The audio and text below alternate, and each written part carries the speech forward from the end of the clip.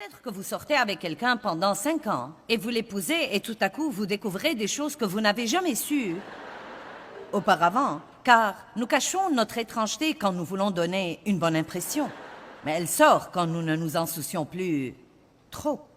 Donc Dieu a dit, tu dois rester à l'abri des dissensions dans ta vie. Et une des façons dont nous avons fait ça est que nous nous sommes engagés, Dave et moi, quand nous étions fâchés l'un contre l'autre, quand nous avions un problème, de le résoudre au plus vite.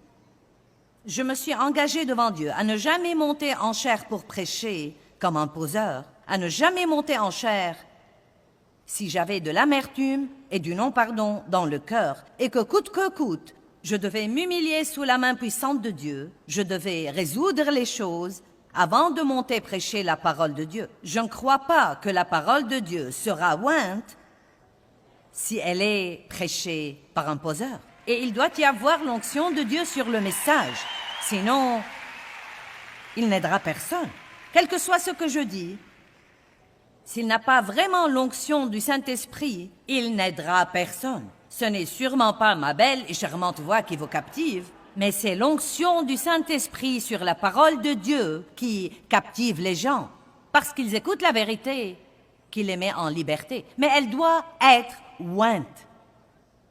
Nous devons tous porter une forte onction de Dieu, que ce soit dans le rôle parental ou dans les affaires, ou quoi que vous fassiez, vous devez être oint. Et un des moyens les plus rapides pour entraver et étouffer l'onction de Dieu dans votre vie, c'est de poser, en ayant beaucoup d'amertume et de ressentiment et d'offense, dans le cœur, pendant que vous mettez un sourire sur le visage et vous vous comportez comme si tout était vraiment bien.